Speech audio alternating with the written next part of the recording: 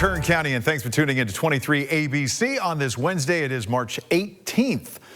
We're just whizzing through the month right here. I'm Mike Hart. Glad you're with us, and here are some of the stories we'll be talking about this morning. You can find right now on our website. Abuse allegations have caused the United Farm Workers to say they will not participate in Cesar Chavez Day events this year. Neighborhood reporter Ruby Rivera is going to have more on this developing story. Plus, a former Cal State Bakersfield men's basketball assistant coach in court Tuesday on charges that include pimping and pandering. We'll let you know about the new details that have emerged in that case. And neighborhood reporter Maddie Vollmer speaks to a woman who claims that her privacy was recently violated at the Valley Plaza Mall. We'll really get into that in just a moment. But first, let's talk about that heat wave, shall we? Oh yes, many people across the nation are experiencing weather whiplash. That's what we're calling it this morning. The Midwest and East Coast digging out from feet of snow and recover from damaging storms, while an extensively early heat wave is gripping parts of the western U.S., bringing temperatures many places have never experienced this early in the year. And let's take a live look this morning. If you've ever been, do you recognize that? Yeah, that's Temecula, downtown at the town square, one of many cities in the Golden State's hot zone. Yeah, they are feeling the heat in Northern California as well. We've got the doors open, the fans on, we've cooled the lights a little bit. Very hot, but not as hot as it's gonna get. That's right, it is hot. Even San Francisco in the midst of what's expected to be a 5-day heat wave in the Bay Area. Meteorologists are forecasting record-setting temperatures. Heat alerts are also in place for nearly 50 million people from San Francisco to Los Angeles, Las Vegas to Phoenix. And yes, it's still mid-March. Some areas are forecast to see temps break records even for the month of April, with the mercury expected to rise 20 to 30 degrees above normal, in some cases as much as 40 degrees higher. Meantime, many people in the Midwest and the East Coast still digging out from that brutal days-long winter storm that also brought high winds, tornadoes, and destruction. Now, with all of that, let's bring in Grace, because it makes us seem kind of boring, I guess. I mean, I wouldn't say boring, Mike. We are never boring here in Kern County. We actually did set a new daily record yesterday here in Bakersfield. 90 degrees was our official recorded high temperature here in town for St. Patrick's Day, breaking the previous record that was set back in 2004. The good news, again, we've been talking about it this week. Thankfully, because we are still so early in the year, our nights are long enough that it does allow us to cool off rather nicely overnight. So right now we are still seeing some really nice temperatures as you're waking up this morning. Even chilly in some spots, especially in our mountain towns. Mostly 40s and 50s through there. 50s and 60s for the rest of Kern County this morning.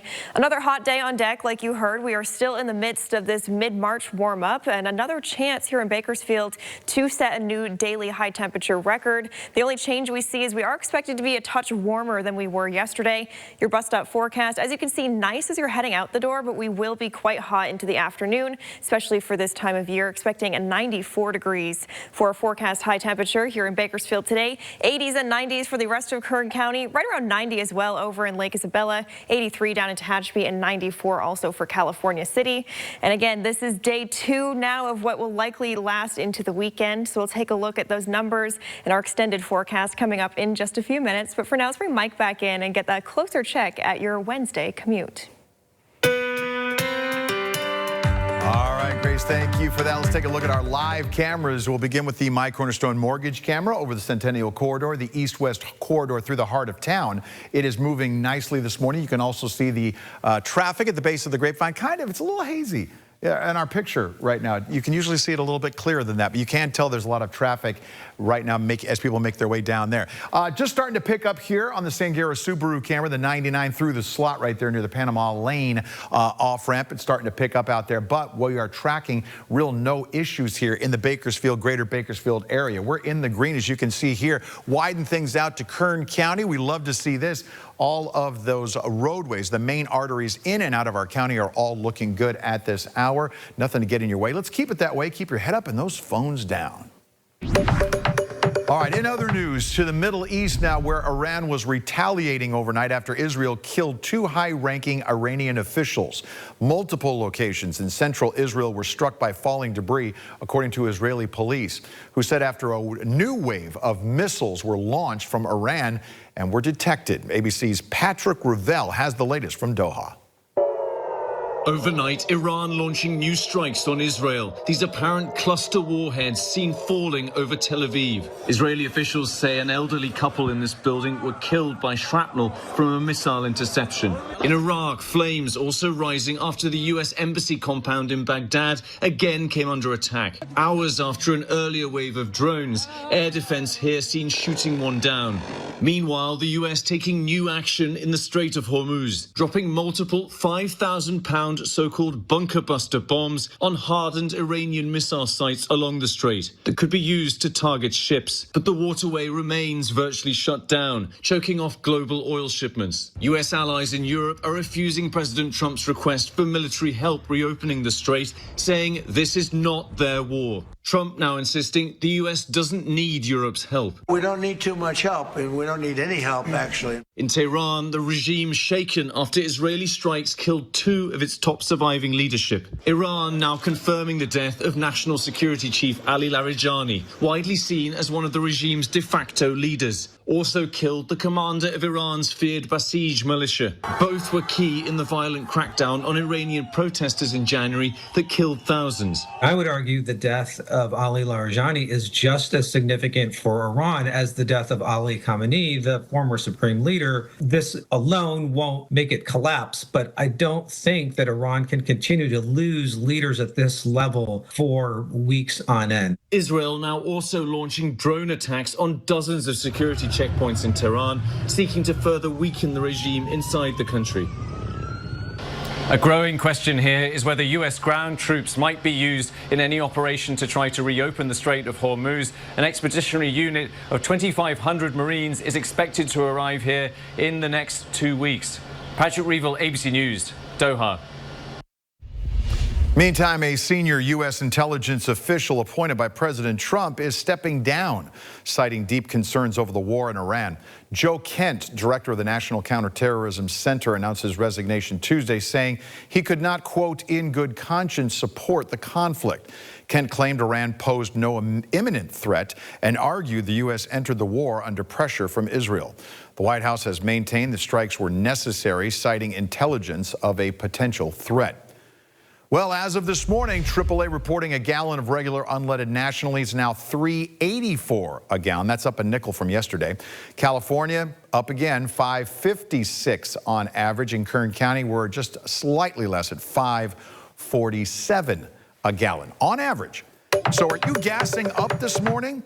Well, we're checking out some of the lowest prices and where they're located in Bakersfield. This morning, let's begin at Wilson and Real Road. These are live pictures from that intersection this morning where you can see the prices have jumped right there. The cash option on both, that's a 76 and a mobile station. They're across the streets from each other. Those of you who live in the area in Southwest know where that is. $4.79 a gallon is what they are charging right there. We're going to be jumping around the area. We're going to be taking you to different parts of Bakersfield to show you where the gas prices are, perhaps where you live. All that is coming up. So when it comes to gas prices, as they continue to inch higher, many analysts predict they won't come down until the war ends. So we wanted to know if you would consider driving for a discount. The lowest price in Bakersfield from Gas Buddy is the Quick Trip on Edison Highway in Bakersfield, selling regular for $4.77 a gallon. That's here in Bakersfield. What if I were to tell you there was a cheaper option that would save you 16 cents more a gallon with not one but 2 stations selling at $4.59? What's the catch? It's a bit of a road trip. From our studios on 21st Street downtown, it's 25 miles to this little oasis near Buttonwillow, where the old Highway 58 meets Interstate 5 right next to Willow Ranch Barbecue. You know where that is. It's the Easy Trip, and it's selling at $4.59. Right across the street from there is the Sinclair station, also selling at $4.59. I'm coming up from above Kernville, and I came all the way through Bakersfield, and the prices were terrible, so I figured I'd stop here. How long have you known about this secret location? Like 35 years. Oh, really? Yes. The one down over here was like $5 or $4.89, $5. Okay, that's not that bad. Yeah. Well, when I commute to Southern California, I know this is a good place to stop for low price gas. Okay, what are some of the prices you've seen elsewhere? I stopped in Lodi to put gas in. There was a Chevron station that was charging $5.99 a gallon. All right, so what would it take for you to drive to save a little money on gas? In some cases, the price difference can be more than $1 depending on where you live. So based on how many gallons that you put in at one time, whether you fill up completely or maybe just put in a half a tank, what would the savings have to be for you to go driving for a discount? So we're going to create an Instagram post here at 23 ABC. And that post is going to ask, how much savings would it take you to go on a little refueling road trip? Now, my car personally only holds about 12 gallons, so I put in about 10 gallons at a time. So if the savings is 20 cents, it's only $2. But as the price climbs, will that make a difference? For those of you who put in a lot, say you have a truck, a substantial amount of gas, well, we'll put that up there. We'd like you to go to the Instagram page, leave a comment. We'll check out some of your thoughts coming up later this morning. Allegations of sexual misconduct against labor rights leader Cesar Chavez is raising some concern. I'm Ruby Rivera, your neighborhood reporter. I'll have the story on what we know so far and what's at stake. The 23 ABC Westside Parkway traffic camera is sponsored by My Cornerstone Mortgage. I'm Del Walters in Washington with a look at what's happening today. Decision day for the Fed as it decides what to do with interest rates. Fed Chair Jerome Powell will announce his decision Wednesday afternoon once the two-day session wraps up. Rates are widely expected to remain in place. War with Iran and stubborn inflation giving some financial experts pause. We'll also get the Producer Price Index Wednesday morning. That shows how much producers are paying for products before the costs are passed on to you, the consumer. War and global threats. Those are the topics before two Senate briefings on Wednesday. The Senate Foreign Relations Committee will receive a closed-door briefing on the Middle East. The Senate Intel Committee will hold a hearing on global threats. It will hear from the directors of 5 intel agencies. The World Meteorological Organization is scheduled to release its State of the Global Climate Report. The agency will present credible scientific information and its key takeaways. Last year's report outlined an increase in social and economic upheavals, the result of climate change. I'm Ruby Rivera, your neighborhood reporter. Allegations of sexual misconduct against labor rights leader Cesar Chavez is sparking some concern.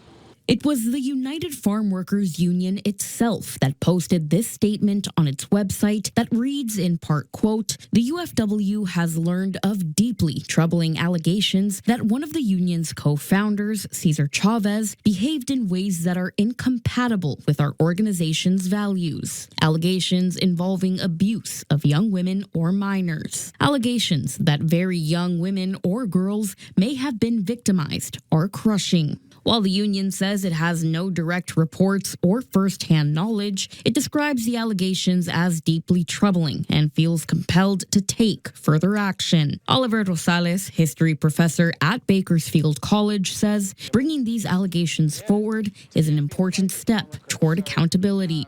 Regardless of the nature of these allegations, I think it underscores that important historical point that it was always about a movement, it was never about a single man.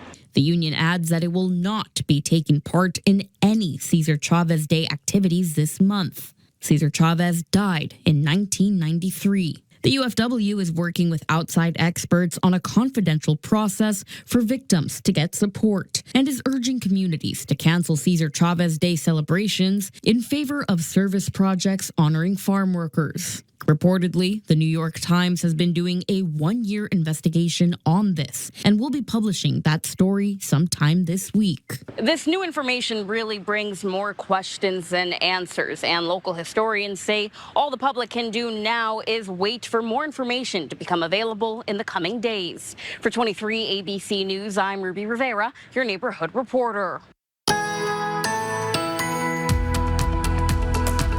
And good morning, Kern County. Back to weather here, where we already have had a record-breaking week here in Bakersfield. Yesterday, setting a new temperature record with our official recorded high temperature of 90 degrees for St. Patrick's Day. And we are expecting another really warm day for later on this afternoon. Though the good news is, again, the nights in this time of year are long enough that it does allow us to cool off rather nicely overnight. So right now, most of us sitting in the 50s and 60s at just past 5:15 this morning. A couple of spots cooler in some some of our mountain neighborhoods. So overall, not a bad start to the day. Though again, we are going to be feeling the impacts of this latest really hot pattern that has taken over the West Coast, really in a big way through the afternoon. By lunchtime, we're in the mid-80s here in Bakersfield. Again, clear skies through the day. So especially standing in the sun will feel quite uncomfortable at times, especially by the later part of this afternoon, when we do expect to have a forecast high of 94 here in Bakersfield today. Another chance to set a new daily temperature record. Here's our almanac for Wednesday. Again, our average high temperature for mid-March is 70 degrees. So we're almost 25 degrees warmer than expected for this time of year. The record high is 92, also set back in 2004. So again, really feeling the effects of that high pressure that has really just dominated our weather pattern so far this week. And all of us are going to be feeling quite warm through the afternoon. Even mountain communities getting back up into the low 80s once again for later on today. 91 in Kernville, also 91 down in Mojave, and mid-90s for the Indian Wells Valley down toward California City as well. Not a ton of wind in the forecast, so we'll likely notice a bit of hazy skies once again through the afternoon. Looking a little bit more like summer through the day today here in Bakersfield. Also feeling a little bit more summer-like through the afternoon as well here for Wednesday. Again, staying in the 90s through at least Saturday. Did include some of our record high temperatures for the next couple of days. Just so you can see, we do have a couple more chances to set some new daily temperature records here in the Valley towns. We are expecting, again, this to last at least through Saturday. Things slowly begin to break apart Sunday through Tuesday, but again, we are still staying above average, only in the 80s by Monday and Tuesday. But again, good news to be moving in the opposite direction. Temperatures slowly beginning to drop. Before we get there, though, 80s and 90s for the rest of Kern County heading into the day today and also through Saturday as well. Friday looks to be the warmest day, especially over in our desert neighborhoods. They could very well be near or right around 100 degrees. So again, as always, make sure you are staying hydrated. Find some shade or some cooler air in the air conditioning if you are able to for the next several days. All right, Mike, how's that Wednesday commute looking?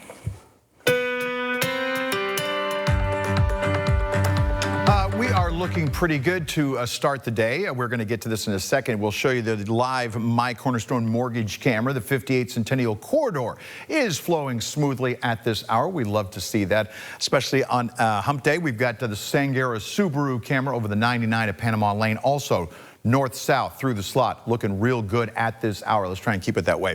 Here you go. We are in the green across Bakersfield and greater Bakersfield as we widen out to Kern County. Also, nothing to get in your way if your travels are taking you in or out of the area. All of our travel times are in the green to start this Wednesday. We love that. Keep your head up and those phones down. GetBus officials gave an update Tuesday on the new pilot program, the Toucan Trolley, which will need to gain ridership if it's going to stick around. I'm Riley Nagel, your neighborhood reporter. Golden Empire Transit officials updated the board Tuesday, showing ridership is growing but still well below target. Rides jumped from about 240 in January to 375 in February, and March is trending up. The service is averaging around a dozen riders a day, but needs at least 100 a day to be financially successful. Officials say the goal is to connect downtown and Old Town Kern while also easing traffic. So the ride the Toucan Trolley in the downtown area helps lower the lunch hour congestion that you may get up and down trucks and in Chester. Tadash Kim with GetBus says weekends are showing the most use, with Saturday ridership peaking at 46 as people visit local businesses. The pilot program runs through June 30th, with officials tracking progress each month. And we will make changes based upon the board's decision to keep the pilot or to sunset it. In the meantime, Kim says he's hoping commuters and local business owners will support the route. The trolley operates Wednesdays through Saturday from 10 a.m. to 10 p.m. I'm Riley Nagel, your Bakersfield neighborhood reporter. I'm John Matarese. Millions of Americans who work hourly are looking forward to the no tax on overtime rule. But I'll show you why you may not be getting as much money back as you were expecting. Work overtime, keep more money. That's the idea behind the no tax on overtime rule. But before you start planning on what to do with all that extra money, know that the reality is a bit more complicated. To what? Spread a lot of lime. Alan West, an hourly worker at a family-owned trucking firm, was thrilled to hear his overtime may not be taxed. No tax on overtime. A lot more money in my pocket. 2023 Western Star. Owner Tom Pitzer was excited too. $20 an hour, and then for time and a half, you would get another 10. But bookkeeper Jenny Pitzer discovered it's not so simple. At first, were they surprised by this? Oh, yeah. They just kind of believed that, oh, we're going to bank all this overtime and get it tax-free. Mark Stieber, chief tax officer with Jackson Hewitt, says the no tax on overtime rule is proving to be a frequently asked question, since the deduction applies only to the premium portion of overtime pay. The rate differential between your regular time and the overtime, that's tax-free, up to $12,500 of it per person. If your regular pay is $20 an hour and overtime pay is $30 an hour, the tax break applies to that extra $10, not the full $30. As the IRS puts it, the half portion of time and a half. Overtime pay is still subject to payroll taxes and possible state and local taxes. If you're eligible, you certainly don't want to be one of those people at the last minute finding out you're sitting on a nice big $10,000, $20,000 deduction, then scrambling to find that data. West was disappointed, but knows to read the fine print. It wasn't as exciting as I thought it would be, but it's still better than nothing for sure. Figure out what you earned in overtime last year so you don't waste your money. John Mattery, Scripps News Group. And good morning, Kern County. 5:27 now here on our Wednesday morning. We are starting off not too bad here in Bakersfield. Again, we did allow us to really cool off overnight. So as you're waking up right now, 64 degrees here in town. We are going to be heating up rather steadily into the afternoon, as to be expected, as we are still in the midst of this mid-March warm-up. By lunchtime, we are expecting 80s here in the valley, and then through the afternoon, low to mid-90s across all of our neighborhoods. So, of course, stay hydrated through the day. I was violated, and there's nothing that'll take that away. A woman says a trip to Abercrombie & Fitch at Valley Plaza Mall took an unexpected turn. I'm Maddie Fulmer, your Bakersfield's neighborhood reporter, and I'll have more on the story on what happened. A former CSUB assistant basketball coach accused of serious crimes was in court Tuesday as prosecutors laid out new allegations. Coming up, we'll let you know what they found. The average price for a gallon of diesel gasoline topping $5 for the first time since 2022. I'm Stephanie Liebergan, and coming up, why it could mean higher prices for you, even if you don't use diesel to fill up your car. I'm Joe St. George in Washington. You already know how the war in Iran is impacting the price of gasoline, but what about other industries? We explain how everything from a farmer's fertilizer to birthday balloons may soon be impacted. That's next.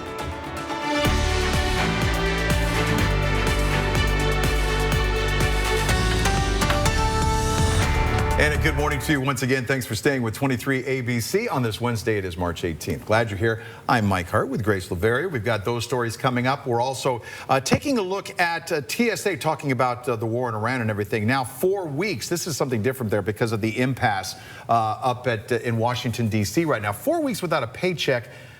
How's that impacting us locally? We're going to take a closer look at what's going on out at Meadows Field coming up. But first, let's talk about this heat. The heat. Because it's affecting all of us, including George Toro. Yes, I heard George Toro say he had to put his AC on. Oh, goodness gracious, George. I was reading between the lines. I think it was the first time this season he's had to use it because of how warm we were yesterday, I Mike. took the extra blankets off the bed. Yeah, it was time. I put them away. It was way past the time for that. Yes. I did turn my AC on, I think, last week. So I'm a little bit weaker than some with the heat. When the dog chooses to sleep on the tile floor, you know it's hot. You know it's warm, exactly. You know it's warm. Yes, the dogs with their forever fur coats, they know.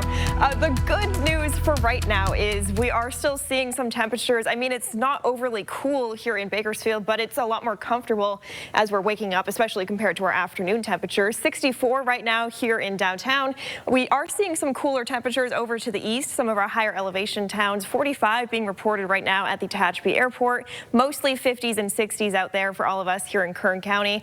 Another warm day on deck for us us here in town and all across California once again. Next couple of hours here, nearing 70 by the time you're heading into the office this morning. Clear skies heading into the afternoon. Late morning already hitting low 80s here in Bakersfield. So again, heating up quickly through the day. So make sure you're really trying to get some water intake in. Really up that. Maybe skip your second cup of coffee. Add in a water, maybe some electrolytes. That should help you really to stay hydrated there. 80s and 90s for afternoon high temperatures here in Bakersfield and all across Kern County today. So again, another chance for some record-breaking heat for today. We are staying in this pattern at least through Saturday, but things do begin to break down by the end of the forecast. So we'll take a look at those numbers in more detail for you coming up in just a few minutes. But for now, let's bring Mike back in and get a closer check at the roadways here for Wednesday.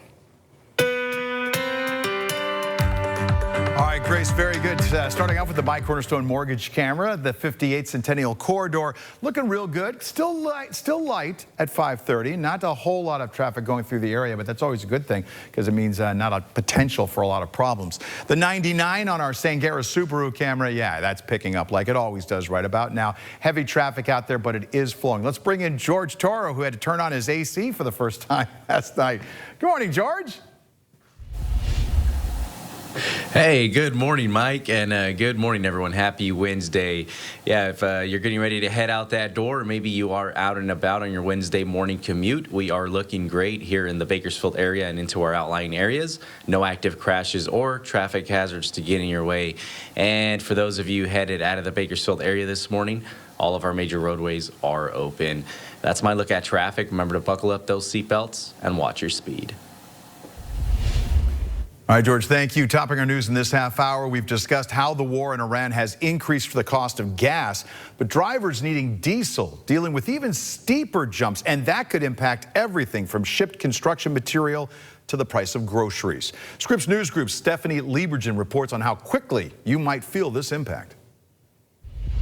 Gas prices keep going up because of the near standstill in the Strait of Hormuz, and the price for diesel is going up faster than regular gas. Now, most drivers don't use diesel in their cars, but it does fuel the shipping industry and farming and construction equipment, which means the pricier tank of diesel can increase the prices you pay at the store.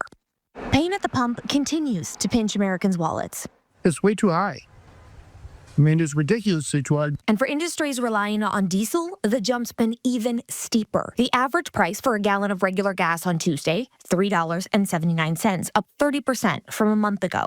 But for diesel, a gallon now costs more than $5, up nearly 40%. Most cars on the road don't fill up with diesel, but it is the lifeblood of some major industries. It's really the commercial sector. So any business that is using transportation, either directly or indirectly, really any business that is receiving deliveries, they're having to pay diesel costs in some way. Farmers depend on it too. So much of our equipment runs off of diesel, whether it be a tractor, whether it be the trucks that we use oftentimes to pull our equipment with. So increased fuel costs could trickle down to places like the grocery store. It's going to make everything go up, so it's going to be handed down to the consumer as far as pricing wise. Experts say if diesel prices remain high, consumers could begin to feel the impact this spring. If the price spikes that we're seeing right now last longer than roughly another month, then we'll start seeing that translate into the shelf price that consumers are paying.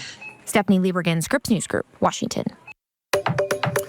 And if you are gassing up, whether you're using regular unleaded or perhaps you're using diesel, we're taking you around the area this morning to check out some of the lowest gas prices. We were at Wilson and Real Road earlier this morning where it was $4.79. Right now, you can see this is the Empire off of Roberts Lane, 700 Roberts Lane in Oildale. Now, on Gas Buddy, it's telling us it's $4.85, but as you can see on the sign right there, that's $4.99. That's how quickly things are changing out there.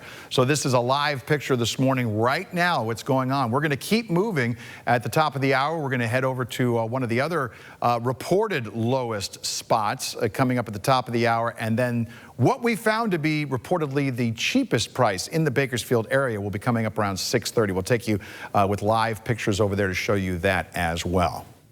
Well, Well, as the fighting in the Middle East continues and is escalating, the price of gas keeps soaring. But as Scripps News Group's Washington correspondent Joe St. George explains this morning, the Strait of Hormuz is impacting more than just oil, as fertilizer and helium shortages could soon impact the price of food or even the balloons at your child's birthday party.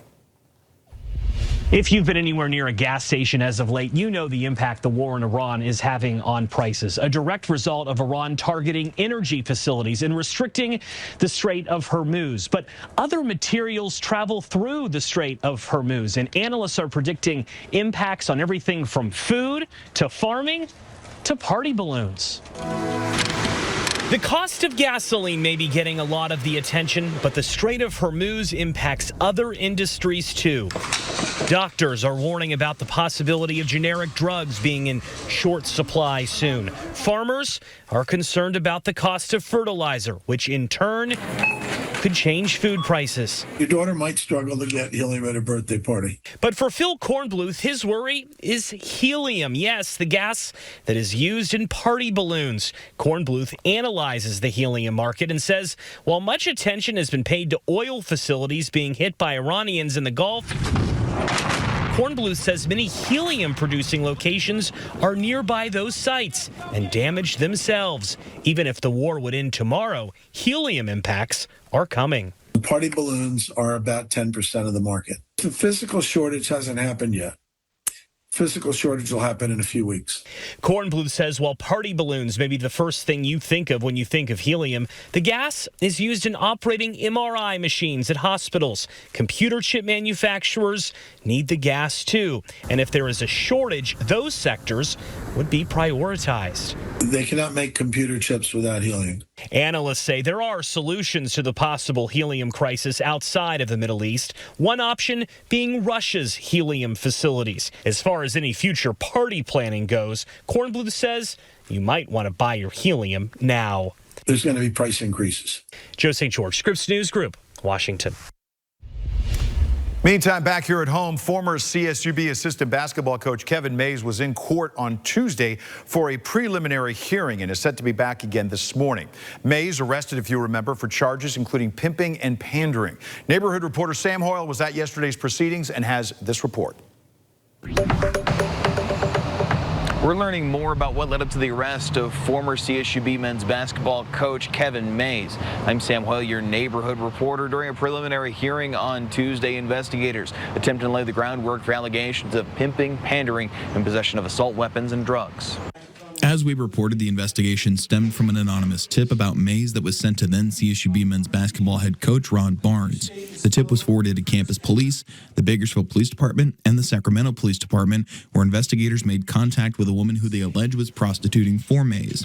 While Mays was arrested in September of 2025, police alleged they found multiple firearms and drugs after doing a search of both Mays' car and apartment. According to investigators, Mays provided means for the woman to work in the commercial sex trade with hotels, rental cars, and condoms. In return, Mays promised to help the woman get into school, and the woman would send Mays money while she was prostituting. Investigators also allege that Mays played a key role in helping the woman advertise her commercial sex services online and operated as a protector of her in the event a meeting between her and a client went awry. When asked by Mays' attorney, David Torres, the woman told investigators she'd been a sex worker for a number of years. She was in Sacramento of her own volition, and also told investigators that she taught Mays everything he knows about the sex trade.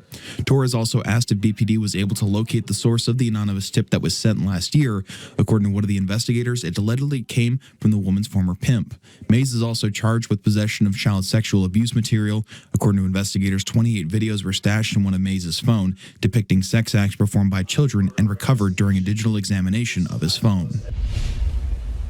Kern County Superior Court Judge J. Eric Bradshaw put a pause on Tuesday's proceedings late in the day. It's slated to pick up on Wednesday at 9:15 in the morning.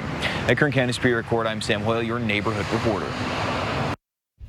Meantime, 3 18-year-olds pleaded not guilty in court Tuesday to murder and other charges after that shooting at Beale Park over the weekend.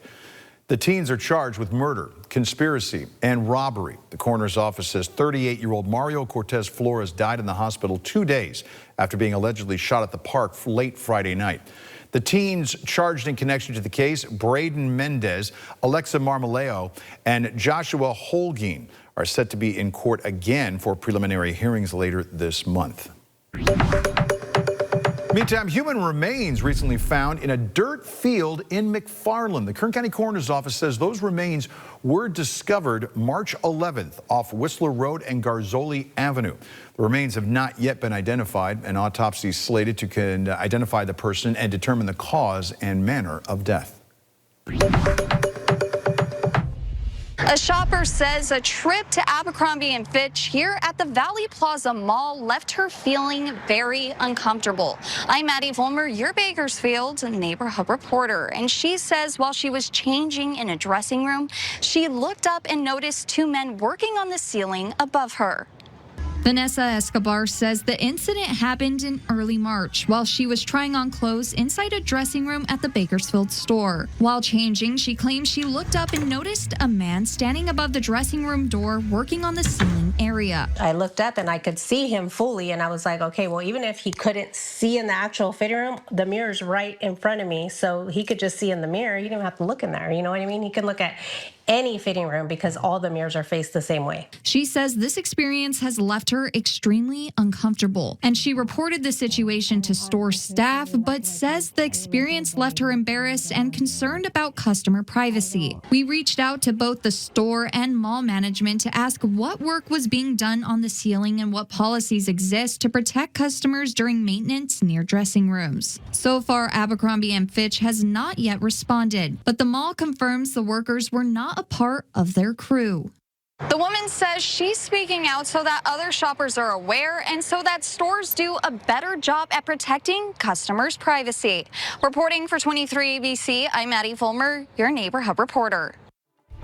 People are quitting because it's not working out for them, so it's an unfortunate thing, and hopefully it doesn't affect the smaller airports. TSA employees are now going on a month without pay. I'm Veronica Morley, your senior reporter. We'll check in with Meadowsfield Airport to see how our local workers are handling the partial shutdown.